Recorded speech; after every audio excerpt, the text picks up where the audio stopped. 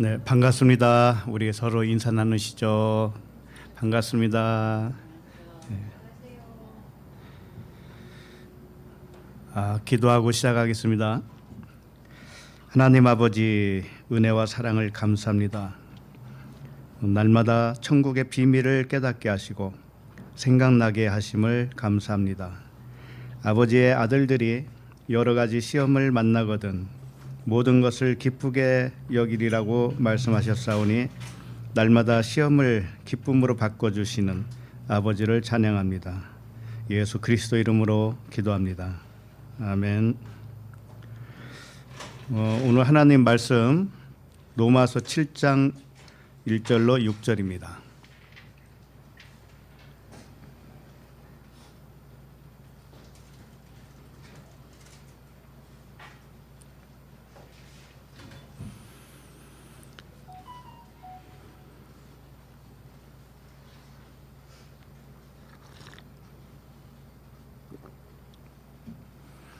로마서 7장 1절부터 6절까지 시작. 형제들아, 내가 법 아는 자들에게 말하노니 너희는 그 법이 사람이 살 동안만 그를 주관하는 줄 알지 못하느냐. 남편 있는 여인이 그 남편 생전에는 법으로 그에게 매인바 되나 만일 그 남편이 죽으면 남편의 법에서 벗어나느니라. 그러므로 만일 그 남편 생전에 다른 남자에게 가면 음녀라. 그러나 만일 남편이 죽으면 그 법에서 자유롭게 되나니 다른 남자에게 갈지라도 음녀가 되지 아니하느니라. 그러므로 내 형제들아, 너희도 그리스도의 몸으로 말미암아 율법에 대하여 죽임을 당하였으니 이는 다른이 곧 죽은 자 가운데서 살아나신 이에게 가서 우리가 하나님을 위하여 열매를 맺게 하려 함이라. 우리가 육신에 있을 때에는 율법으로 말미암는 죄의 종력이 우리 지체 중에 역사하여 우리로 사망을 위하여 열매를 맺게 하였더니 이제는 우리가 얽매였던 것에 대하여 죽었으므로 율법에서 벗어났으니 이러므로 우리가 영의 새로운 것으로 섬길 것이요 율법 전문에 묵은 것으로 아니할지니라. 아멘. 로마서 26번째 말씀, 제목은 남편에서 벗어나 남자가 된 여인입니다. 어떤 여인이 남편에게서 벗어났는데 자기가 남자였던 거예요. 참 이런 일이 있을까요? 그러니까 자기가 남자인 줄 모르고 여자로서 남편을 섬겼으니까 그동안 동성애 연애를 한 거죠. 그렇잖아요. 남편도 남자, 자기도 남편인 남자였는데 자기를 모르고 여자인 줄 알고 남편하고 살았으니까 사실은 동성 연애자죠. 예, 세상 사람들은 모두가 동성 연애자에서 시작하는 겁니다. 도대체 이 남편은 누구이고 이 남편의 아내는 누구일까요? 여인이 남자가 되었다는데 이 남자는 또 누구예요? 이 모든 진실을 알아보도록 하겠습니다. 일단 1절을 다시 한번 읽겠습니다. 1절 시작. 형제들아, 내가 법 아는 자들에게 말하노니 너희는 그 법이 사람이 살 동안만 그를 주관하는 줄 알지 못하느냐. 네. 여기 보면 형제들아, 내가 법 아는 자들에게 말하노니 그렇습니다. 법을 아는 자에게 말을 하는 것이지 법을 모르는 자에게 말을 하지 않는다, 이런 말씀인데 법을 안다고 하는 것은 뭘까요? 어떻게 하는 걸까요? 여기서 법이라고 그랬는데 율법이에요. 율법이란 말씀이에요. 그러니까 율법이 무엇인지를 정확하게 알고 있는 형제들에게 말씀을 한다, 이런 뜻이겠죠. 그 율법이 뭔가 하면은 노모스라고 그러죠. 노모스가 뭐예요? 이게 짐승에 기초는 양식이다라는 뜻이에요. 모든 사람은 짐승으로부터 시작해요. 그래서 짐승 짐승 시절에 먹는 양식이 율법이라는 뜻이에요. 그리고 이걸 토라라고도 하죠. 히브리어로 말하면 토라. 토라는 표지판, 모형, 그림자 이런 뜻이에요. 그렇기 때문에 율법은 하나님의 사랑이 진실인데 하나님의 사랑을 겉으로 표현한 모든 것을 율법이라고 할 수 있어요. 그러니까 율법은 이 세상의 모든 것이에요. 이 세상에 보이는 모든 것이 율법이라고 하면 돼요. 그래서 율법은 세상의 관습이라든지 법규, 법률, 또 윤리, 도덕, 세상의 관념 이런 모든 것들이 율법에 속합니다. 그래서 율법은 세상을 따라서 온 육신의 생각이라고 할 수 있어요. 우리 사람이 처음에 육신의 생각으로 살아요. 그 육신의 생각이 하나님과 원수된다고 그랬어요. 그런데 그 생각은 어디에서 왔는가? 세상으로부터 왔다 그랬어요. 세상은 코스모스라고 그러죠. 세상은 겉의 것을 의미해요. 겉으로 장식된 거, 겉으로 그럴싸하게 장식한 것이 뭐예요? 그게 율법이라는 거예요. 그리고 세상이라는 거예요. 그럼 율법을 아는 자들이란 뭘까요? 율법의 의미를 깨달은 자들. 다음 주에 살펴볼 말씀이지만 9절에 보면 로마서 7장 9절 전에 율법을 깨닫지 못했을 때에는 내가 살았더니 그러죠? 바울이 그러는 거예요. 자기가 율법이 무언지를 정확하게 몰랐을 때는 자기가 살아 있었다고 생각을 했었다는 겁니다. 자기가 살아 있었다 생각을 한 거예요. 그랬더니 계명이 사랑이에요. 사랑. 하나님의 사랑. 율법을 알고 보니 사랑이었다. 그 사랑이 이름에 죄는 살아나고 나는 죽었구나. 그러니까 율법이 사랑으로 못 봤을 때는 자기가 잘 살고 있는 줄 알았단 말이에요. 그런데 나중에 율법이 전부 하나님의 사랑이었어. 이 진실을 깨닫고 나니까 그동안에 내가 죄 속에서 살았던 거구나. 그러죠? 죄 속에서 살았구나.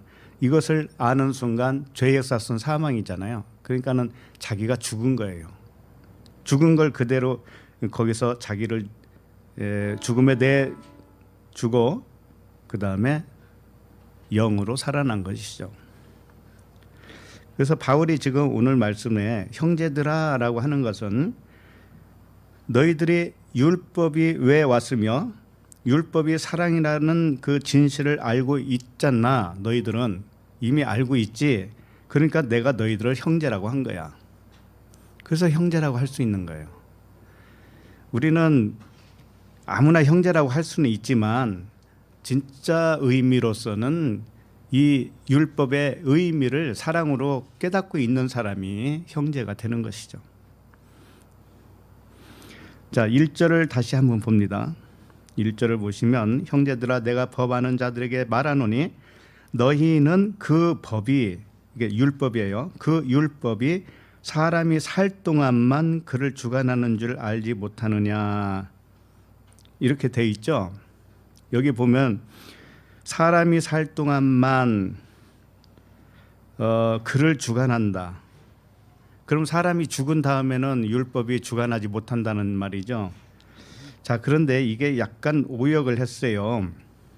뭔가 하면은 너희는 그 율법이 살아있는 동안만이에요. 사람이 살아있는 동안만이 아니고 율법이 살아있는 동안만 그 사람을 주관하는 줄을 너희가 알지 못하느냐. 이게 정석이에요. 그러니까 율법이 죽기 전까지만 사람을 다스리겠다 이런 말씀이겠죠. 예. 그래서 사람이 살 동안이 아니고 율법이 살 동안이에요. 율법이 살 동안. 그러니까 율법이 이제 무엇으로 상징화하고 있는가 하면은 이 다음 절부터는 남편이라고 되어 있어요. 남편. 그러니까 율법이 남편이라는 것이죠. 그러니까 남편이 죽으면 아내가 여인이 자유롭다 그러잖아요. 남편에게서 자유롭다. 그러니까 율법이 먼저 죽으면 율법이라고 하는 남편이 죽으면 거기에서 자유로워진다. 이제 이런 말씀이 되겠습니다. 율법이 사랑으로 완성되는 것이 율법이 죽은 것과 같은 거예요. 율법은 겉으로 나타난 하나님의 사랑인데 이게 하나님의 사랑으로 나타나잖아요. 이제 결국 깨닫게 되죠. 그러면 율법은 죽은 거예요. 그리고 사랑으로 살아난 거예요.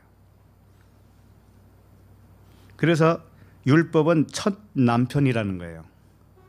이 세상이 우리의 남편이에요. 첫 남편. 그리고 율법에게 지배를 받는 사람은 율법이 남편이니까 아내가 되겠죠? 그러니까 우리가 여자예요. 처음부터 여자로 온 게 아니고 남자이면서 여자로 온 거예요. 다시 말해서 남자라고 하는 것은 영을 말하는 것이고 여자라고 하는 것은 육체를 말합니다. 그러니까 우리가 남자이면서 영이면서 육체로 왔잖아요. 그런데 영으로 살지 못하고 육체로 살았단 말이에요. 육체의 생각으로 살았단 말이죠. 세상으로부터 온 육체의 생각, 이것이 하나님과 원수라고 그랬는데 그 육신의 생각으로 살았어요. 그래서 여인이에요. 우리는 여인. 그래서 2절로 넘어가면 그 남편 이야기가 나오는 거예요. 자, 2절을 읽겠습니다. 시작. 남편이 있는 여인이 그 남편 생전에는 법으로 그에게 매인 바 되나 만일 그 남편이 죽으면 남편의 법에서 벗어나느니라. 네. 위에서 본 것 같이 남편은 율법이고 여기서 여인은 귀내라고 하는 단어인데 이 아내라는 뜻이 아내 또는 여자, 그러니까 아내라는 의미를 담고 있습니다. 남편과 아내 사이를 지금 설명하고 있으니까. 그러니까 아내는 율법 아래에 있는 사람들을 이야기하는 것이죠. 그렇죠? 남편은 율법으로 다스리고 있는 자, 그게 남편이죠. 그러니까 사실은 온통 다 털어서 하나님밖에 없다고 그랬죠. 그러니까 율법의 남편도 하나님이에요, 사실. 율법의 남편도. 왜? 하나님이 율법으로 다스리고 있잖아요. 그런데 겉으로 나타난 하나님은 율법의 하나님이지만 사실 알고 보니 사랑의 하나님이었죠. 그렇죠? 그래서 남편은 하나예요. 하나님 하나예요. 그냥 한 분이에요. 그리고 우리들이 여인으로 왔고 남자로 왔다고 했잖아요. 처음에는 하나님 남편을 율법 남편으로 섬겼어요. 그럴 때는 내가 여자가 되는 것이고 나중에 알고 보니까 하나님의 사랑이었네. 온통 사랑이었네. 이 세상 사는 문제도 참 다양하지만 그 모든 것이 하나님의 사랑을 표현한 사랑 방식이었네. 이것을 깨닫는 나는 이제 남자가 된 거예요. 그리스도라고 하는 하나님의 아들이란 말이에요. 그래서 남편이 하나님이시고 내가 그리스도, 내가 또 아내가 될 수도 있죠. 그런데 잘 생각해 보세요. 천국에서는 장가가고 시집간다고 했어요, 안 했어요? 안 했죠. 자, 그러면 우리들이 지금 천국 삶을 살고 있습니까? 마음 천국? 그러면 장가가고 시집가는 게 아니라고요. 왜? 영은 성별이 없어요. 영은 남자, 여자 이런 성별이 없어요. 영은 하나님은 그러셔요. 그럼 우리도 신이라며? 그럼 우리도 성별이 없는 거예요. 남자이기도 하고 여자이기도 한 거예요. 그러니까 율법을 섬겼을 때는 여자가 되는 것이고 하나님 사랑의 하나님을 섬길 때는 남자가 되는 것이고 이렇게 되는 거예요. 그러니까 우리도 아내이면서도 그 모든 진실을 깨닫고 나면 남편이 돼요. 우리가 남자가 돼요. 다시 남자로 돌아간다고요. 남자라고 하는 것은 진리에 씨가 있어서 남자라고 표현한 것뿐이에요. 하나님에게는 남자, 여자 이런 개념이 없습니다. 그래서 오늘 2절 말씀을 보면은 남편이 있는 여인이 그 남편 생전에는 법으로 그에게 매인바 되나. 자, 이 말씀을 사람의 교훈으로 본다면은 맞지 않는 게 참 많이 있어요. 여기서 남편도 사람이라고 생각하고 여인도 사람 아내라고 생각하시면은 안 맞는 게 너무나 많다고요. 무슨 말씀인가 하면은 매인바 되었다 이렇게 되어 있어요. 남편이 있는 여인이 그 남편 생전에는 법으로 그에게 매인바 되었다 이렇게 되어 있죠. 이게 매인바 됐다라고 하는 뜻이 뭔지 알아요? 결박되었다라는 뜻이에요. 결박. 대오라고 하는 단어인데 이건 언제 사용하는가 하면은 결박당했다 또는 감옥에 가두었다. 그런 의미예요. 이 단어가. 자, 그러면 실제 사람 간의 결혼 생활, 남자와 여자의 결혼으로 본다면 여자분이 남편에게 결박당했습니까? 네? 남편이라고 하는 감옥 속에 가뒀습니까? 그걸 안다면은 어찌 누가 결혼을 하겠어요? 그죠? 그러니까 여자가 시집을 가면 남편에게 결박당한 건가요? 아니잖아요. 그러니까 이 말씀은 그런 말씀이 아니죠. 사람 이야기가 아니란 말이에요. 여자가 시집을 가면 남편에게 결박당하고 남편이라고 하는 감옥에 들어가고 그럴 거면 왜 결혼을 하겠습니까? 그러니까 이 말씀은 그 우리 사람의 현실적인 이야기를 하는 게 아니에요. 영적인 이야기를 담고 설명을 하고 있는 겁니다. 그러니까 요즘에는 더욱더 맞지 않는 말씀이 되죠. 부부가 늙어갈수록 어떻게 돼요?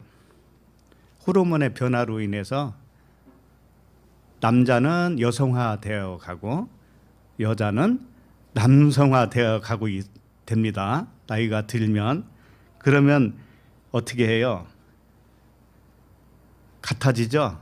남자는 여자가 되고 남자는 여자는 남자가 되고 해서 비슷비슷해요. 이걸 뭘 알려주려고 그럴까요? 원래는 성별이 없다라는 걸 가르쳐주고 싶은 거예요. 하나님이. 성별이 없는 거야. 원래는. 그냥 영이야. 영. 모든 것이 영이야. 너희들은 그냥 몸은 겉으로 나타난 샘플에 불과하지. 표면. 그건 세메이온이라니까. 표적이라니까. 자, 그래서 나이 드신 남편이 아내에게 밥 차려달라고 한다든지 아내가 외출하려고 하니까 어디 가냐고 한다든지 이런 거 물어보면 어떻게 돼요? 끝난 거죠? 예. 밥 굶어야지 뭐 그때부터는. 강 큰 남자잖아요. 그렇게 되면은. 그런데 어떻게 여자가 어떻게 남편에게 결박당했다고 합니까? 그건 있을 수 없는 이야기예요. 그래서 만일 그 남편이 죽으면 남편의 법에서 벗어나느니라라고 이렇게 지금 말씀하셨는데 이 말씀의 취지는 남편에게서 벗어나는 데 목적을 두고 쓰여진 말씀이에요. 그 첫 번째 남편에서 어떻게든지 벗어나는 것이 목적이에요. 그래야 새 남편한테 갈 수 있다. 자, 이것을 목표로 삼고 주시는 말씀이란 말이죠. 그럼 결혼하자마자 사람이 남편에게서 벗어나려고 그 목표를 가지고 삽니까? 그럼 남자는 또 뭐예요? 남자는 아내에게 매인바 됐다고 볼 수도 있는데 그러면 남자는 아내에게서 벗어나기 위한 목적을 가지고 살아가고 있어요? 그런 이야기가 아니죠. 그러니까 그것은 우리 그 가정에 보면은 집 주변에 보면은 같은 동인데 인꼬 부부가 있어요. 인꼬 부부. 그분이 개인 택시 기사분이었어요. 그러다가 개인 택시를 완전히 이제 은퇴하시고 집에 있는 거예요. 근데 아내분하고 그렇게 인꼬 부부예요. 산에 갈 때도 같이 손잡고 가죠. 시장 갈 때도 같이 꼭 한 차 타고 같이 가죠. 어디 여행 가려면 둘이만 가요. 동네에 이렇게 한 바퀴 도는데도 항상 혼자 가는 법이 없어요. 두 분이 다녀요. 두 분이. 인꼬 부부예요. 완전히. 그러면 그 인꼬 부부로 살면은 그게 생명인가요? 예? 그럼 지지고 볶고 살면은 그게 생명인가요? 지지고 볶고 살든지 인꼬 부부로 살든지 그 자체는 그냥 율법일 뿐이에요. 하나님이 우리에게 모형으로 준 이 세상에 세상 사는 관습에 불과한 거예요. 그거 자체는 생명이 될 수 없어요. 그러나 하나님이 각 사람을 부를 때는 지지고 볶고 하기도 해요. 그래서 무엇을 주려고요? 생명을 주려고요. 너에게 생명이 있다, 영생이 있다라고 하는 것을 깨워서 가르쳐 줘야 되기 때문에 겉의 것으로는 지지고 볶고 싸우고 헤어졌다가 붙었다 이렇게도 한다 이거예요. 물론 인꼬 부부로 살면서도 그렇게 할 수 있어요. 하나님은. 그러나 하나님의 방식은 우리가 원치 않는 방식으로 해요.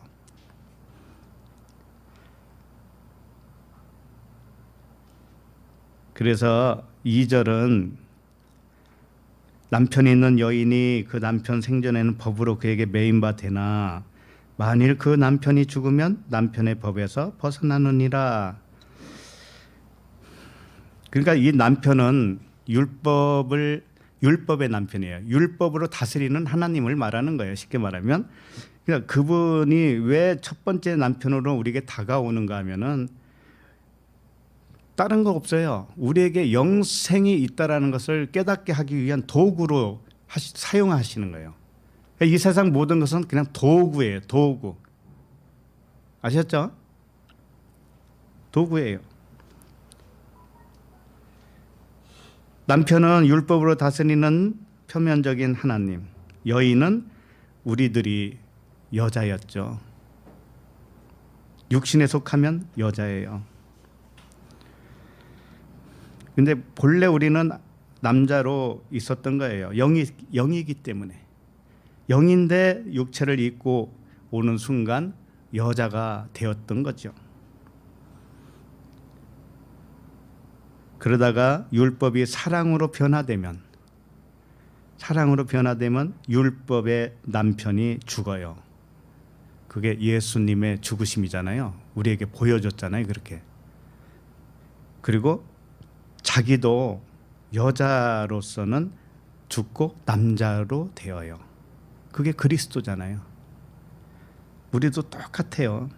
그러므로 우리들은 남자이면서도 여자였다 이거예요. 내가 영으로는 남자, 혼으로는 여자. 영으로는 순양, 혼으로는 염소. 이렇게. 그러므로 율법 남편에게서 벗어나면 새 남편 그리스도에게 가는 것이 목표예요. 그죠?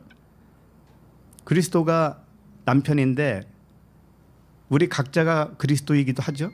그러니까는 우리 각자가 처음에는 신부였다가 남편으로 변하는 거예요.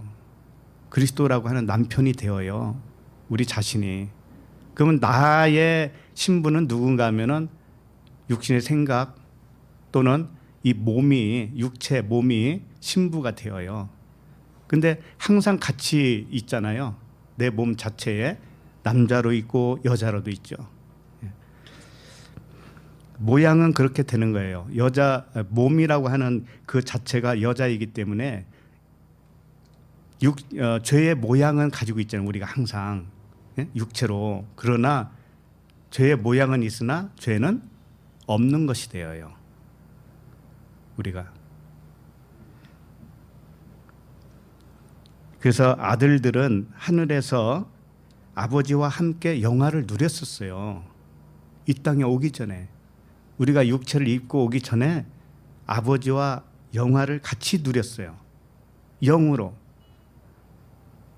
그래서 하늘에서는 이미 계획이 다 세워졌고 하늘에서는 뜻이 이루어진 상태. 그 상태에서 내가 육신을 입고 왔다 이거죠. 요한복음 17장 5절을 보시면 아버지여 창세전에 내가 아버지와 함께 가졌던 영화로서 지금도 아버지와 함께 나를 영화롭게 하옵소서. 창세전에 내가 아버지와 함께 영화를 누렸었다 이겁니다. 창세전에 아버지와 함께 영화를 누렸다고 하는 것은 모든 비밀을 그와 함께 가지고 있었다 이거예요. 비밀을 아버지와 함께 누렸어요. 그런데 땅에 있는 지금도 아버지와 함께 그 모든 비밀을 나타내 주소서라고 하는 그런 말씀이에요. 그래서 아들들은 모두 알아요. 하늘에서 이미 다 알았어요. 알고 있었는데 우리가 육체로 낮추어 왔기 때문에 근본 하나님의 본체시나 그분은 예수 그리스도를 의미하죠. 그분은 근본 하나님의 본체시나 자기를 비워 종의 형체로 낮췄다고 그랬죠. 그게 우리들이에요. 우리들이라고요. 근본 하나님의 본체였어요. 우리가 하나였어요. 그런데 육체로 오면서 자기를 비워버렸어요. 그 모든 비밀을 다 이제 잊어버렸어요. 그리고 낮춰서 왔어요. 왜 그렇게 하는가 하면은 우리가 이제 땅에서 새로 시작하는 거예요. 육체를 입고. 왜 육체로 왔는가 하면은 경험을 하기 위해서요. 또는 창조를 하기 위해서예요. 왜 그럴까요? 우리는 원래 빛이었죠. 빛이 비친 것을 나타내기 위해서, 증명하기 위해서는 어둠을 경험해야 돼요. 그죠? 그래서 빛이 있으라 해놓고 빛과 어둠을 나눴다고 그랬죠. 그래서 우리가 이 세상에 오는 순간에 어둠에 왔던 거예요. 어둠에. 그래서 기억상실증 걸렸다라고 표현도 했죠. 바로 그렇게 시작을 하는 겁니다. 그러나 이미 영으로는 알고 있었어요. 전부 다. 그러나 자고 있기 때문에 기억이 없는 것뿐이에요. 그러나 모든 비밀을 알고 있는 하나님이 함께 해요, 안 해요? 늘 함께 해요. 그분은 모든 걸 다 알고 있으니까. 그래서 점차 나를 잠을 깬단 말이에요. 잠을 깨워줘요. 그러면 생각이 나요. 그 생각나는 게 뭔지 아세요? 말씀 들을 때 그게 맞다라고 아멘이 되어지는 순간에 그게 기억난 거예요. 여기서 아는 게 아니고 이미 알고 있는 게 동의가 돼버렸죠. 누군가가 밖에서 말씀을 하니까 바로 그런 시스템이에요. 그래서 우리는 이미 완전한 사람들이에요. 완전해요, 완전. 그러나 잠시 잠을 자고 있을 뿐이에요. 그러니까 주님이 그러잖아요. 나사로가 잔다. 나사로가 죽었다 오니까 자는 거지 죽은 게 아니야. 자, 우리가 나사로를 깨우러 가자. 그러죠? 그게 영적인 이야기잖아요. 우리들 이야기예요. 그래서 율법의 세상을 섬기는 처음에는 우리가 생명을 잃어버린 여자 행세를 했던 거예요. 탕자와 같이. 그래서 율법의 남편에게서 벗어나는 유일한 길은 율법이 죽어주는 것인데 언제 죽어주는가? 우리 자신들이 진짜 자신을 찾았을 때예요. 내가 하늘에서 하나님과 영화를 누렸던 신이었구나, 또는 아들이었구나, 그리스도였구나, 이런 자각을 하게 될 때 율법 남편에게서 벗어나는 거라고요. 그래서 요한복음 14장 26절을 보도록 하겠습니다. 요한복음 14장 26절.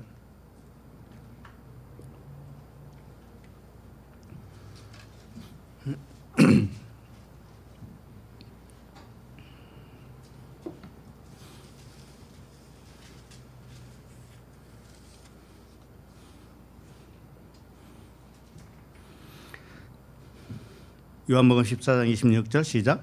보혜사 곧 아버지께서 내 이름으로 보내실 성령 그가 너희에게 모든 것을 가르치고 내가 너희에게 말한 모든 것을 생각나게 하리라. 네. 여기도 이제 삼위일체 하나님이 무언가를 좀 가르쳐 주는 말씀이기도 하고 그 삼위일체 하나님이 무엇을 했는가 그걸 가르쳐 줘요. 자, 첫 번째는 아버지께서 그러죠. 아버지께서 하면은 성부 하나님이잖아요. 그죠? 그다음에 내 이름으로 보혜사 곧 아버지께서 내 이름으로, 그러니까 내 이름은 누구예요? 그리스도잖아요. 그리스도 아들. 예. 내 이름으로, 그리스도의 이름으로 보내실 성령, 보혜사 성령, 그가 너에게 모든 것을 가르치고 내가 너에게 말한 모든 것을 생각나게 하리라 그랬잖아요. 그러니까는 성령은 따로 있는 영이 아니에요. 그냥 하나님의 영이에요. 그리스도의 영이에요. 하나님은 한 분이시고 그리스도도 한 하나님이시고 성령도 한 하나님이에요. 전부 다 신밖에 없어요. 그래서 성령은 뭘 의미하냐면 깨닫게 해주는 영이다라는 의미예요. 깨닫게 해주는 영. 하나님의 영이지 뭐겠어요. 그래서 아버지께서 우리를 아들로 보냈어요. 우리를 이 땅에 아들로 보냈어요. 그리고 아버지의 영이 그 사실을 깨닫게 해줘요. 네가 아들이었어. 나와 함께 있었어. 너 기억나냐? 이렇게 깨닫게 해줘요. 그러면 생각나게 되겠죠? 예, 그 말씀이에요, 이게. 무엇을 깨닫게 해주는가 하면은 하나님과 하나였다라는 사실을 생각나게 해준다는 거예요. 생각나게. 단순히 예수님이 지상에서 베드로나 뭐 12 제자를 데리고 가르쳤던 것이 생각나게 하리라라고 하는 의미 이상이에요. 단순하게 3년 반 동안 가르쳤던 그 모든 교훈을 성령이 오시면 너희들이 생각날 거야. 성령이 안 오시면 생각이 안 나요? 성령이 안 오셔도 기억력은 있잖아요. 세상에서 배운 기억력이 다 살아나지 뭐. 그러니까 이 말씀은 예수님이 하신 말씀이 생각나겠다라고 하는 말씀이 아니고 단순히 그런 말씀이 아니라니까요.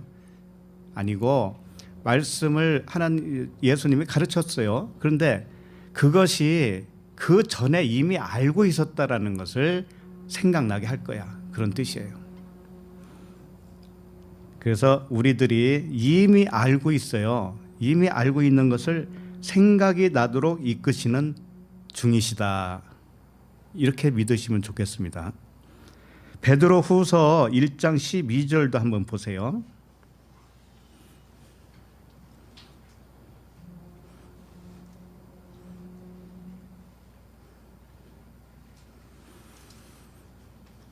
베드로 후서 1장 12절.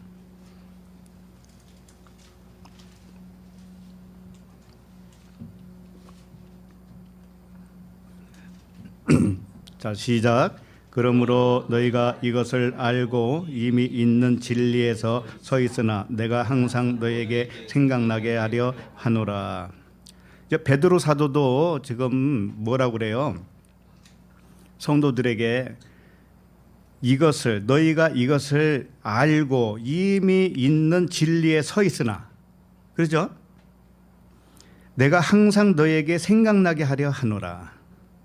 너희들이 원래 진리를 알고 있었는데 잘 생각이 안 났을 뿐이야. 왜냐하면 믿음이라고 하는 거요. 믿음, 아는 거, 이런 것이 어떻게 생각하냐면 사람들은 배워가지고 2000년 전에 오신 예수님이 그리스도야. 나를 구원해 주기 위해서 대신 죽으셨지. 이걸 이제 믿으면 믿음이라고 생각한다고요. 근데 믿음이라고 하는 것은 그리스도를 의미하는 거예요. 그리스도 자신의 이름이 믿음이에요. 믿음. 그러니까 우리가 이미 그리스도라고 하는 정체성을 가지고 왔다면 믿음을 가지고 온 거죠. 네, 그 자체가 믿음이기 때문에. 그럼 어린 나이 때는 어때요? 역시 어린 나이라고 할지라도 믿음이 있는 거죠. 영으로 왔으니까. 네. 그러니까 어린아이가 죽어도 믿음으로 죽은 거죠. 그죠? 그러니까는 구원이잖아요. 하나님의 백성이 맞다면. 세례 요한도 뱃속에서 예수님이 복중에 있는 예수님이 오시니까는 막 뛰어놀았잖아요. 기뻐가지고. 10달도 안 찬 세례 요한이 언제 구원을 받았어요? 언제 믿음으로 구원받았냐고요? 듣기나 했어요? 근데 그 영 자체가 믿음이라니까. 그 믿음이에요. 믿음. 주님이 그 믿음을 믿음으로 주신 거예요. 육체에 주셨어요. 이미. 그러니까 어린아이라고 할지라도 그때 죽었어도 역시 구원이죠. 하나님 품에 있는 것이죠. 그런 거예요. 그걸 씨라고 그래요. 씨. 믿음의 씨, 그리스도라고 하는 씨. 씨가 있으면 그 씨는 하나님께 돌아가는 거예요. 그래서 이 말씀 베드로후서 1장 12절도 너희가 단순히 세상에서 배우고 익혀서 알게 된 것을 다시 생각나게 하겠다. 복수받듯이 생각나게 하겠다. 이런 뜻이 아니란 말이에요.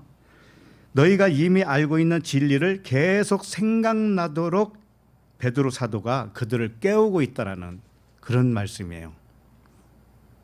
우리도 마찬가지죠. 네. 계속 아는 것을 깨워서 그게 맞아 생각이 나게 하는 거예요. 1장 13절도 보십시다. 그 다음 절 베드로후서 1장 13절 시작. 내가 이 장막에 있을 동안에 너희를 일깨워 생각나게 함이 옳은 줄로 여기노라. 네. 베드로가 하는 일이 뭔가? 이 장막, 몸의 장막을 가지고 있는 동안에 하는 일이 뭔가 하면은 너희를 일깨워서 생각나게 하는 거다 하는 거예요. 네? 우리들이 다 그 사명을 가지고 있는 거예요. 내가 기억난 만큼 다른 사람을 또 깨우면 돼요. 그죠? 그럼 그 사람도 또 깨어나겠죠. 맞아 이렇게 되면 깨어난 거고 그 무슨 말이야? 그러면 아직 안 깨어난 거죠. 기억이 안 난 거죠. 그래서 알고 있는 진리를 생각나게 하는 것이 복음 전파예요. 다른 게 아니라고요. 유다서 1장 5절도 보도록 해요. 유다서 1장 5절.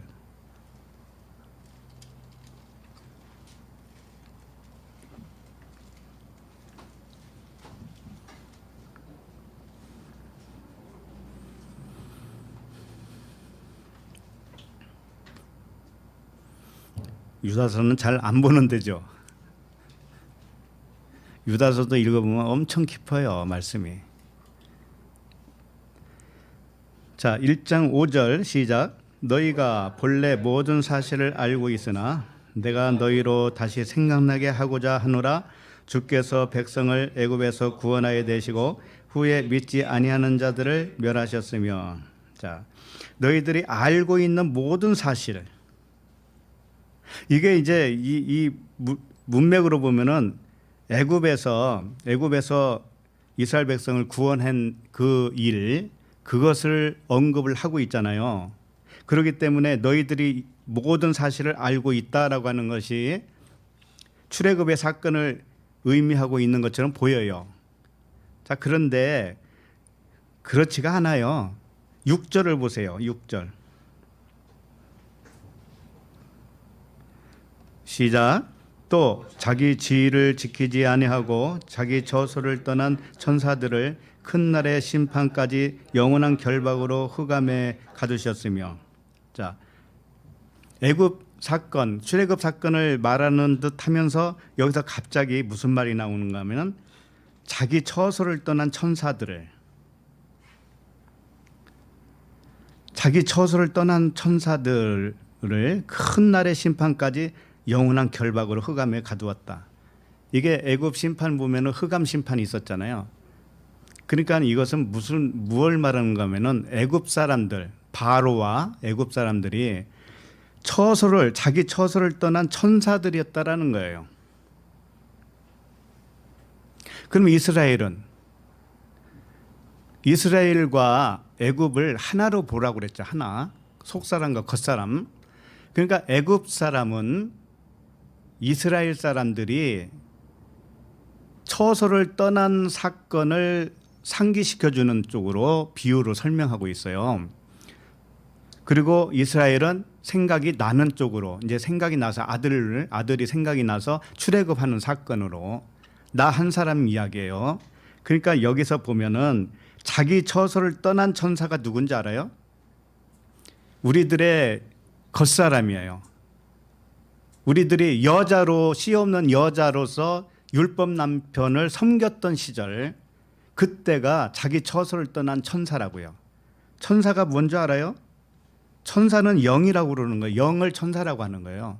우리가 천사로 온 거예요. 전부 다. 우리들이 천사입니다. 그러나 미완성의 천사예요. 육신에 있는 동안은 미완성의 천사이고, 이제 육신을 떠날 때가 오죠. 언젠가는. 그때 완성이 되어져. 그때 완성된 천사예요. 그래서 내리막 오르락 내리락 하는 거예요.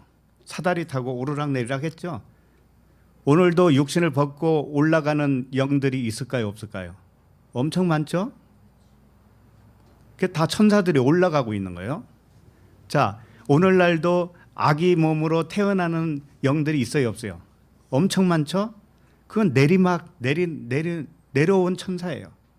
우리들이 내려온 천사요, 이제는 나중에는 올라갈 천사가 되겠죠. 그래서 천사들은 영들을 말하는 것이고 우리들을 말하는 거예요.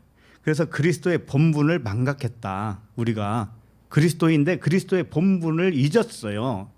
그래서 그것을 자기 처소를 떠났다고 해서 떠났다고 표현한 것이고, 큰 날의 심판까지 영원한 결박으로 흑암에 가두었다라고 하는 것은 아들들을 여자로서 율법의 남편에게 결박당했다, 이런 뜻이에요. 우리가 남자인데 여장을 한 것처럼 여자로 착각을 하고 율법 남편에게 결박당했단 말이에요. 이게 그 말씀이란 말이에요. 지금 흑암에 결박당했다. 그래서 이런 뜻이에요. 우리가 속사람이 남자 영이죠. 속사람이 겉사람으로서 종살이를 했던 거예요. 우리가 속사람 하나밖에 없어요. 속사람 원래 그리스도밖에 없는데 영밖에 없어요. 영인데 잠자고 있어서 육으로서 종살이를 했다 이거예요. 육신의 생각으로 종살이를 했다. 이게 율법 남편 아래에 결박당한 상태, 처소를 당한 천사가 흑암에 결박당하는 상태, 이걸 말하는 거예요. 이게 지옥이에요. 지옥이 따로 있는 게 아니에요. 우리가 율법 남편에게 속박당하고 있는 그 시절이 지옥에 있었던 겁니다. 지옥에서 이제 천국으로 이렇게 건져주는 거예요. 지옥은 어디 뭐 장소 이런 거 없어요. 착각하시면 안 돼요. 자, 그럼 10절을 보세요. 유다서 1장 10절. 10절 시작. 이 사람들은 무엇이든지 그 알지 못하는 것을 비방하는도다. 또 그들은 이성 없는 짐승같이 본능으로 아는 그것으로 멸망하느니라. 자, 이게 무슨 말인가 하면은 아직 잠에서 깨어나지 못한 아들들을 말하고 있어요. 멸망당한다고 하는 것은 뭐냐면은 잠에서 깨어나는 것을 말하는 거예요. 거꾸로 잠에서 깨어나면은 이전 상태는 없어져 버리잖아요. 그죠? 그러니까 여기서 본능으로 아는 그것으로 멸망하느니라 그랬는데, 본능은 뭔가 하면은 푸시코스예요. 푸시코스. 푸시케가 뭐예요? 혼이죠. 그러니까 혼적인 본능. 영적인 본능이 아니고 육적인 본능. 육신의 기준. 이것으로 사망에 이른다 이거예요. 멸망당한다. 그러니까는 다시 말하면 이성 없는 짐승 같은 본능이라고 그랬잖아요. 그러니까 이성 없는 짐승이 뭐예요? 알로고스. 말씀이 생각나지 않는 사람이죠. 자기가 말씀인데 말씀이 생각이 안 나요. 말씀이 없어요. 그러면 육신의 생각으로 본능적으로만 이 모든 기준을 그렇게 되어 있기 때문에 무엇이든지 그 알지 못하는 것을 비방하는 거예요. 잠에서 깨어난 사람들이 이렇게 많이 살고 있는데 자기는 잠에서 깨어나지 않았어. 잠에 취해 있어요. 그러면서 알지 못하잖아요. 그렇게 되면 그 알지 못하는 것 가지고 비방을 하고 있어요. 이 상태. 그래서 하늘에서의 일을 망각하고 자신의 정체성을 잃어버렸기 때문에 혼적인 본능으로 이성 없는 짐승같이 비방하고 다니는 사람이다. 그런 뜻이에요. 우리가 다 그랬었다는 거예요. 우리가 그런 시절이 있었다라는 겁니다. 근데 그렇게 하는 이유가 있을 거 아니에요. 그것도 하나님의 은혜고 하나님의 계획이니까 전부 다. 그러죠? 그렇게 해야만이 진짜를 알 수 있기 때문에 그래요. 어둠을 경험하지 않고서는 빛이 무언지를 알 수가 없고 밤을 경험하지 않고서는 낮이 무언지를 알 수가 없어요. 그래서 하나님은 완벽하시듯 하나님도 어둠을 경험하는 거예요. 스스로가 경험을 해요. 어둠을 창조하는 거예요. 계속. 그렇게 창조하면 할수록 영광이 나타나요. 빛의 영광이 나타나요. 자, 그러면 3절로 갑니다. 오늘 본문 말씀 3절.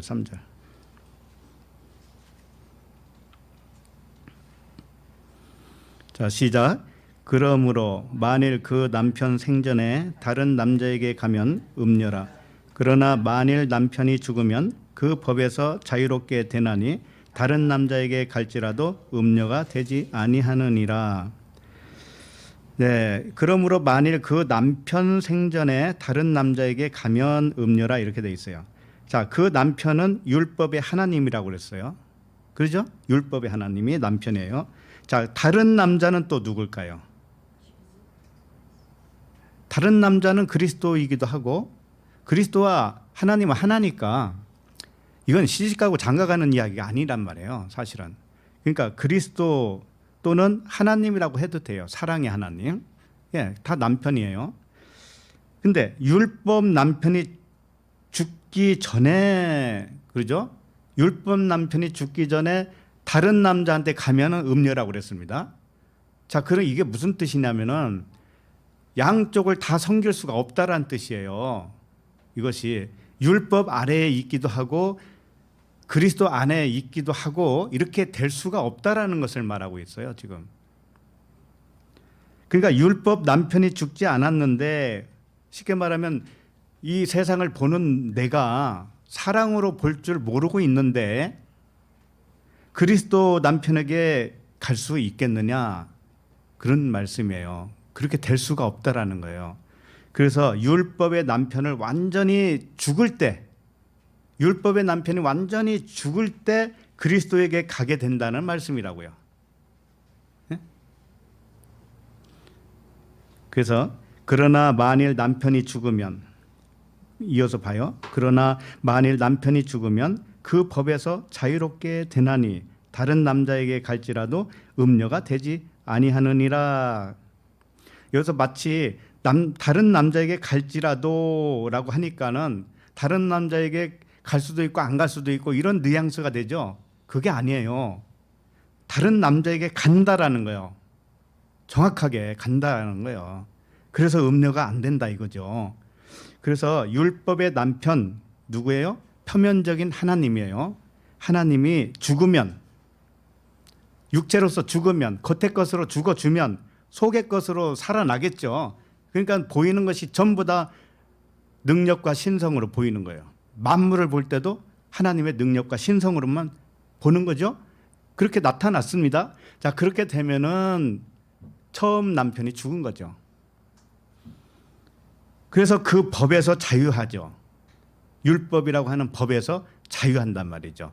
이 세상이라고 하는 것은 법이에요, 전부 다. 예?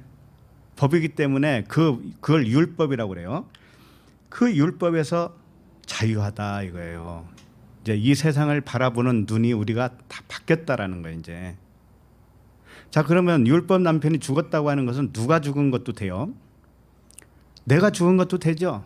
내가 육신으로 봤던 내가 같이 죽은 거죠. 동반해서. 예, 동반 죽은 거예요. 동반. 자, 그리고 다른 남자에게 갈지라도 이렇게 돼 있는데 다른 남자에게 간다 이런 뜻이고요. 간다라고 했는데 이게 기노마이라고 하는 단어예요. 이 간다라고 하는 의미보다는 이 기노마이는 되다라는 거예요. 되다. 존재가 되다. 이런 뜻이에요. 그러니까는 다른 남자에게 간다라는 것이 아니고 다른 남자가 되다. 다른 남자가 뭐예요? 존재가 됐다. 이런 뜻이란 말이죠. 그러니까 하나님 한 분밖에 없고 모두가 신이기 때문에 우리도 신이잖아요. 그러니까는 다만 신으로 존재가 되었다라는 것이지 신한테 간다 이런 뜻이 아니란 말이죠. 근데 존재가 되기 이전에는 뭐냐면 자기가 그런 존재인지 몰랐던 것을 존재가 안 된 거죠. 몰랐으니까. 기억이 없으니까. 그런데 이제는 아멘으로 깨어나요. 그러면 그렇게 된 거예요. 이제는 신으로 된 거예요. 그것을 다른 남자에게 갈지라도 이렇게 표현을 했을 뿐이죠. 그래서 율법 남편 하나님이 사랑으로 완성돼요. 완성되면 이미 자유한 남자 그리스도가 된 겁니다. 네. 자, 마태복음 22장 30절을 볼까요?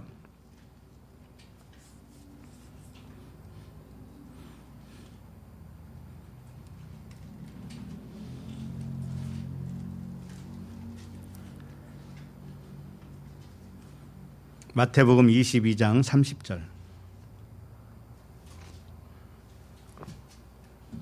시작. 부활 때에는 장가도 아니가고 시집도 아니가고 하늘에 있는 천사들과 같으니라 이렇게 돼 있어요. 자, 부활 때가 언젠가 하면은 아나스타시스. 부활이라고 하는 것은 예수가 그리스도로 부활한 거죠. 그러니까 부활이라고 하는 것은 잠에서 깨었다, 잠에서 일어났다 이런 의미의 단어예요. 부활이라고 하는 것은 의식의 변화를 의미합니다. 의식, 육신의 의식에서 영의 의식으로 깨어나는 것. 그래서 부활 때에는 이라고 하는 것은 우리가 의식이 전환되면은 처음에는 육체로만 판단을 했기 때문에 시집가고 장가가는 게 그렇게 중요하고 그랬잖아요. 그런데 그런 문제가 이제는 아니라는 것이죠. 예? 부활 때 우리가 영으로 이제 살아가는 이 시점에서는 장가도 아니 가고 시집도 아니 간다라는 거예요. 그리고 하늘에 있는 천사들과 같다고 그랬죠. 하늘에 있는 천사들이 영입니다. 영, 하나님의 영이에요. 그럼 우리도 하나님의 영으로 왔으니까 그 천사란 말이에요. 천사하고 똑같단 말이에요. 우리가 천사들은 영인데 어떻게 시집장가 가냐고요. 성별도 없는데. 그런 말씀이라고요. 그래서 고린도전서 6장 17절에 보면 주와 합하는 자는 한 영이니라 이랬습니다. 주와 합하는 자는 한 영. 이게 무슨 뜻이에요? 내 안에 그리스도, 이게 나의 정체성이에요. 진짜 나. 그와 내 생각이 이제 같아지죠. 합쳐지죠. 그러면은 한 영이에요. 두 영이 아니라고요. 한 영이에요. 그러니까 내가 주도 되는 것이죠. 그렇게 되면. 네. 그러니까 아버지, 하나님 아버지는 우주 만물을 통지휘하고 있는 그분이에요. 근데 그분이 부분적으로 오신 거예요. 나한테. 부분으로 오셨어요. 천사로 왔단 말이에요. 그것을 기름 부음을 받은 자 그리스도라고 하는 거지요. 그러니까 하나님과 우리는 항상 하나이고 나눌 수가 없어요. 그래서 모든 일, 우리에게 일어나는 모든 일도 한 아버지가 하시는 일이에요. 전부 다. 거기에는 이의를 제기할 게 없어요. 다만 목적이 있죠. 한 하나님 한 분만 의지하고 가도록 하기 위해서예요. 모든 것이. 그분을 100% 신뢰하고 그분에게 의존된 상태, 나의 기준을 다 버려버리고 나의 생각도 굴복당하고 나의 의로움도 굴복당하고 순종을 해야 되는 거예요. 그래서 하나님 뜻대로 되어지기를 바라는 겁니다. 우리는. 그래서 그리스도 남자에게 간다는 뜻은 자기 자신이 그리스도로 일어섰다 이런 뜻입니다. 네. 자, 그러면 4절을 보도록 하겠습니다. 4절 시작. 그러므로 내 형제들아 너희도 그리스도의 몸으로 말미암아 율법에 대하여 죽임을 당하였으니 이는 다른 이 곧 죽은 자 가운데서 살아나신 이에게 가서 우리가 하나님을 위하여 열매를 맺게 하려 함이라. 네. 그러므로 내 형제들아 너희도 그리스도의 몸으로 말미암아 율법에 대하여 죽었다. 죽임을 당하였다. 자, 이게 무슨 말이냐면은 너희들이 그리스도의 몸이라는 것이죠. 자, 우리는 지금 육체를 입고 있는 몸을 가지고 있습니다. 그러나 나의 실체는 영이죠. 그리스도예요. 그러니까는 무슨 몸이 됐어요? 그리스도의 몸 또는 영의 몸 이렇게 되겠죠. 그러니까 영의 몸이니까 육신의 생각으로 지배됐던 그 몸이 이제 아니죠. 그러니까는 그리스도의 몸으로 말미암아 율법에 대하여 죽임을 당했다 이거예요. 육신의 생각이 죽임을 당했다 이런 뜻입니다. 그래서 우리 몸은 혼적인 몸이 아니고 육신의 몸이 아니고 이제 영의 몸이 되었다 이런 뜻이에요. 그래서 우리도 율법에 대하여 죽은 거예요. 영으로만 존재한다 이거예요. 몸을 가진 영, 몸도 이제 영의 몸이죠. 영이 지배하니까 영의 몸이 되죠. 이렇게 영적으로만 이제는 판단을 한다. 모든 것을 아버지의 사랑으로만 인식하면서 살게 되었다 이거죠. 그래서 율법 세상이 나에 대하여 못 바뀌고 나도 세상에 대하여 못 바뀌었다 이렇게 돼 있잖아. 세상과 내가 그냥 쌍방으로 같이 죽은 거죠. 동반 죽은 거예요. 그러므로 하나님의 열매를 이제는 맺을 수가 있다 이겁니다. 그래서 끝에 보면은 이는 다른 이 곧 죽은 자 가운데서 살아나신 이에게 가서 이렇게 돼 있죠. 죽은 자 가운데서 살아나신 분이 누구냐면 예수 그리스도시죠. 근데 그분에게 가서라고 했는데 이 가서도 기노마이라는 말씀이에요. 기노마이. 이게 되다라는 거예요. 그러니까는 죽은 자 가운데서 살아나신 이가 되어 이렇게 되는 거예요. 그러니까 네가 예수 그리스도가 되어 이런 뜻이란 말이에요.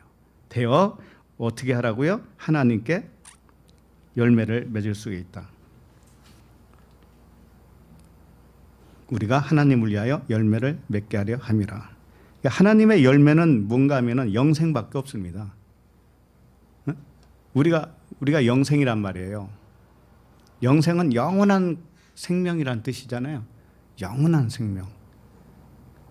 소멸되지도 않고 새로 생기지도 않고 항상 영으로 있었던 존재, 앞으로도 계속 있을 존재. 우리는 죽지 않습니다. 육을 벗으면 무슨 일이 일어날까요? 더 온전한 영으로서 잠이 확 깨는 거겠죠. 여기서 살다가 잠 많이 깼는데 그래도 덜 깬 거 확 깨겠지 뭐. 그럼 확실하게 아주 그냥 총천연으로 살겠죠 뭐 거기서는. 네? 얼마나 좋아요. 육을 입고 있을 때는 고통도 있잖아요. 그러나 육을 벗을 때는 고통이 없어요. 너무나 평강 그 자체만 있는 것이죠.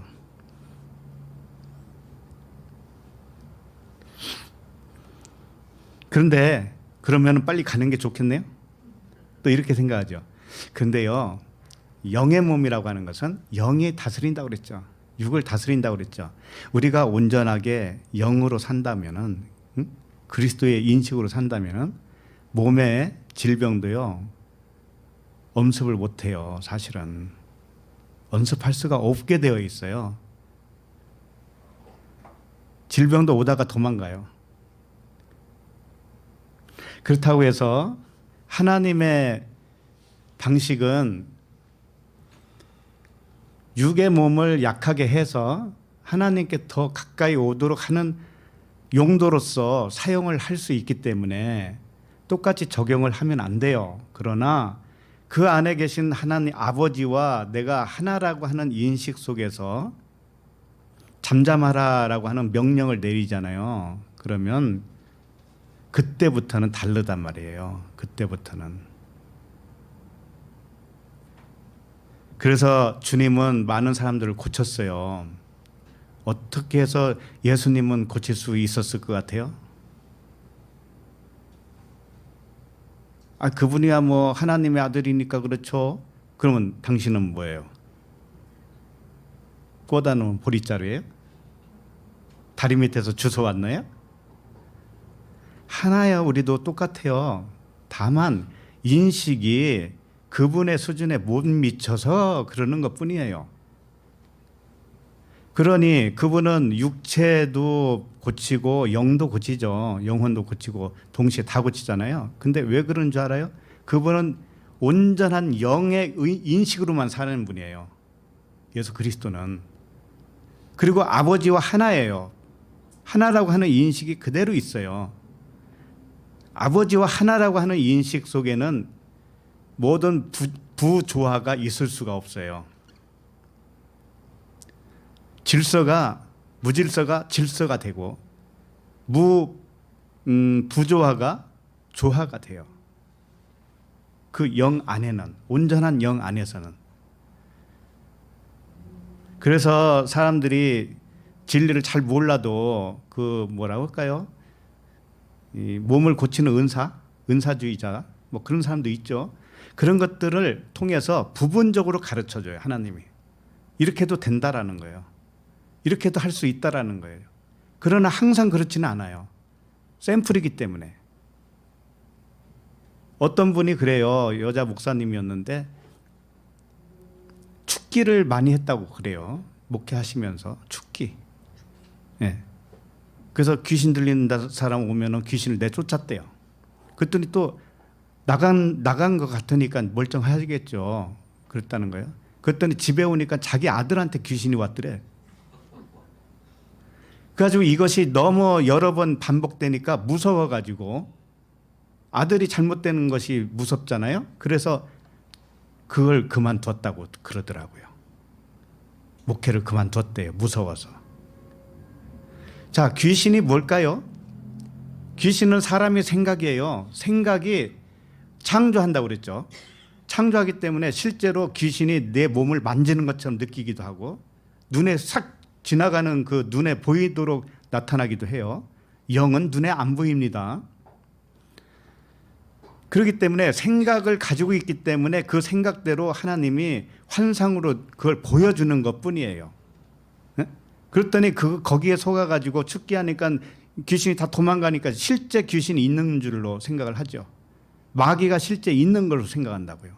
근데 마귀도 없고 귀신도 없는 거예요. 사람의 상상 속에서 나타낸 것뿐이란 말이에요. 그걸 또 내쫓으니까 나가는 신용을 하잖아요. 다 속은 거죠.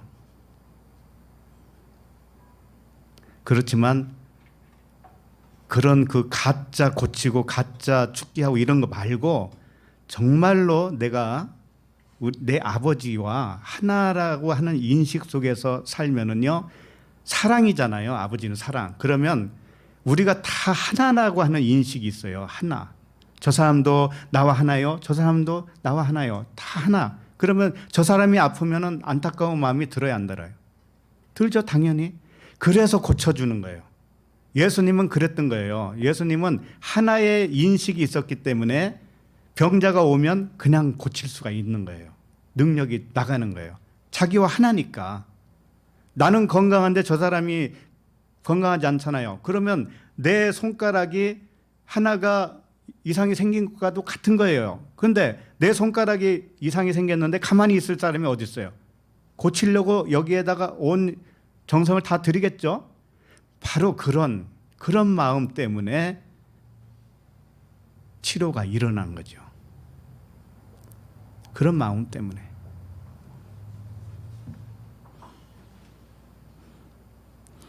그래서 로마서 6장 22절에 보면 그러나 이제는 너희가 죄로부터 해방되고 하나님께 종이 되어 거룩함에 이르는 열매를 맺었으니 그 마지막은 영생이라.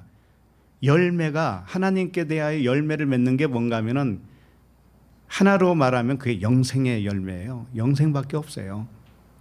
그렇다고 영생교 영생교가 그렇게 얘기한 거 아니에요. 착각하면 안 됩니다. 지기 몸이 영원히 산다고 떠벌린 거지. 갈라디아서 4장 14절에 보면 여기 한번 봅시다. 갈라디아서 4장 14절.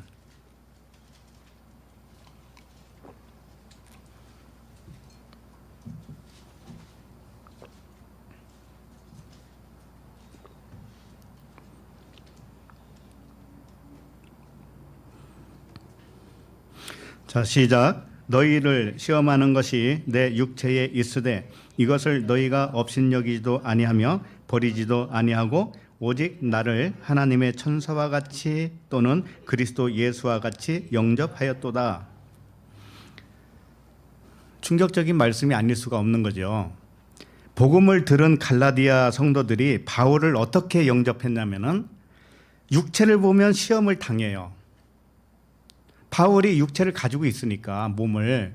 그러니까 바울의 몸을 보면은 그냥 바울이라고 하는 사람이잖아요. 사람. 응? 사람인데 사람으로 보는 것은 시험에 넘어진 겁니다. 그런데 이 사람들은 시험에 넘어지지 않았다라는 거예요.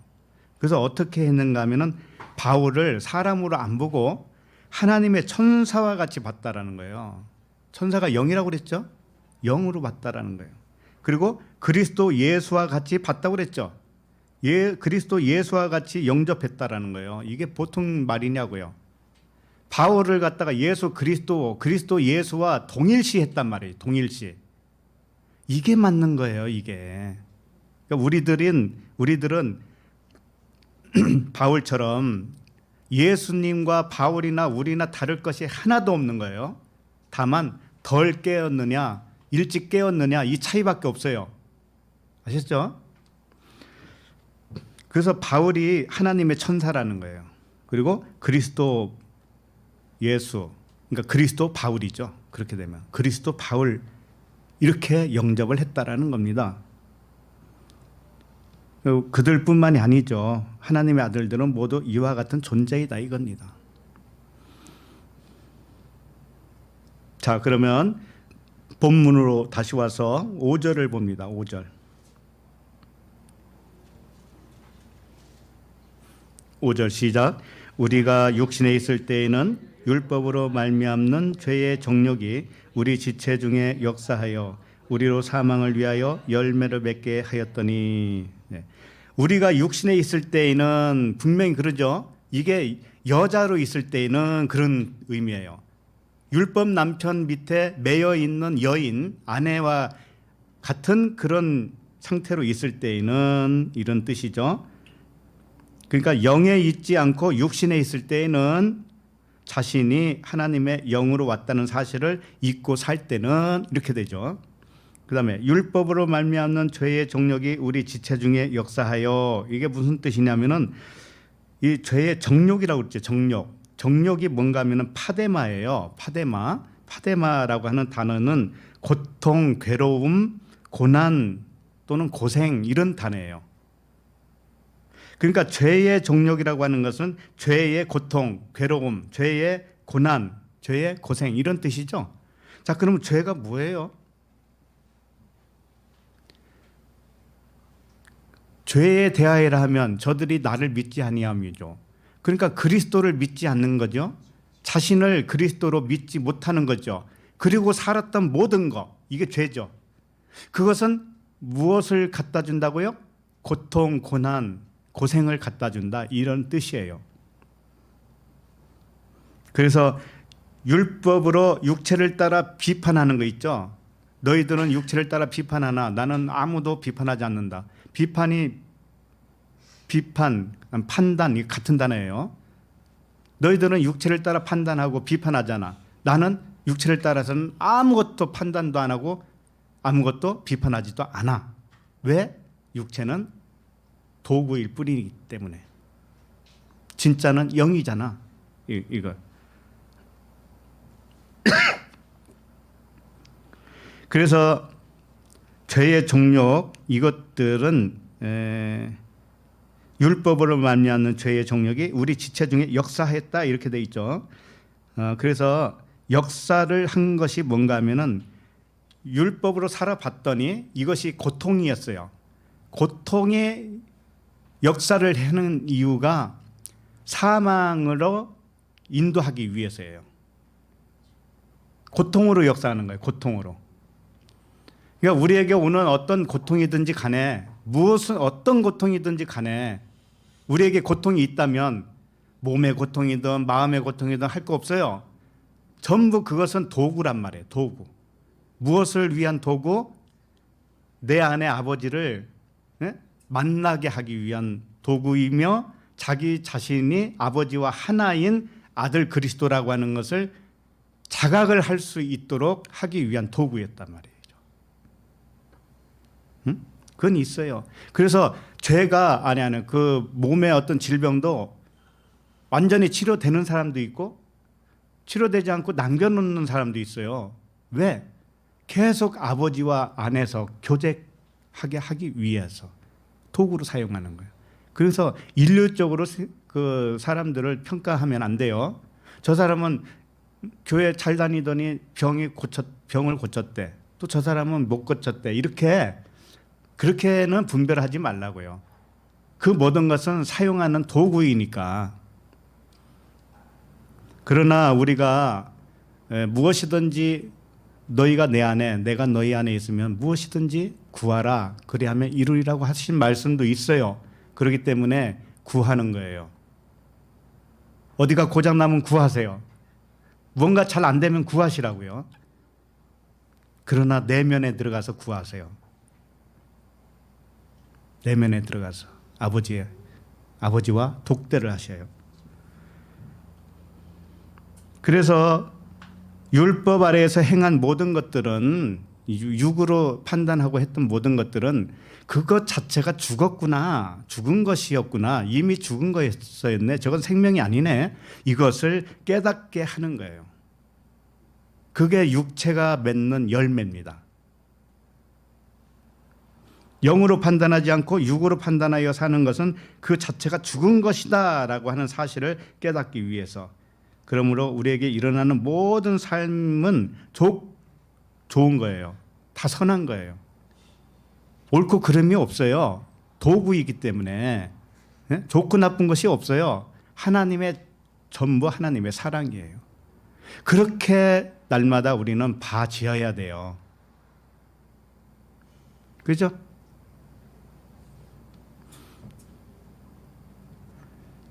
근데 이게 왜 잘 안 되는 줄 알아요? 이 삶이, 이 세상의 삶이 너무 중요하게 여기고 있기 때문에 그래요. 이 세상을 너무 중요하게 여기기 때문에. 근데 그렇다고 해서 뭐 세상을 빨리 떠나라는 말도 아니고 속세를 떠나라는 말도 아닙니다. 이 세상을 다만 하나님의 눈으로 보라는 얘기예요. 하나님의 관점으로 보라는 거죠. 그러면 그것 자체가 평강이죠. 네? 자, 그러면 6절 마지막 절 6절을 봅니다. 6절. 자, 시작. 이제는 우리가 얽매였던 것에 대하여 죽었으므로 율법에서 벗어났으니 이러므로 우리가 영의 새로운 것으로 섬길 것이요 율법 전문의 묵은 것으로 아니할지니라. 네. 이제는 우리가 얽매였던 것에 대하여 죽었다. 그래서 율법에서 벗어났다.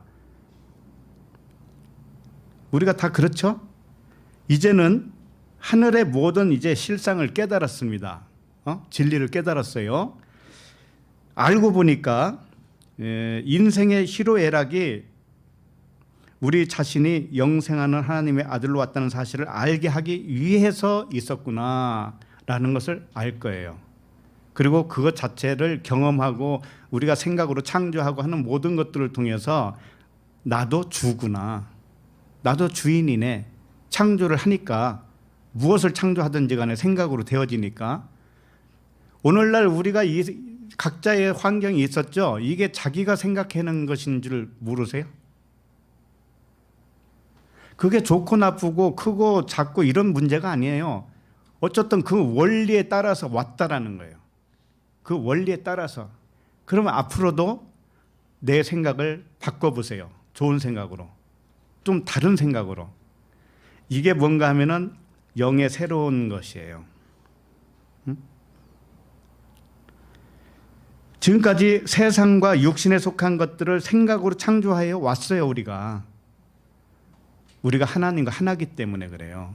그것을 육신에 속한 내가 한 게 아니에요. 사실은 육신에 속한 내가 한 것처럼 보이지만 나와 함께하는 아버지가 한 거예요.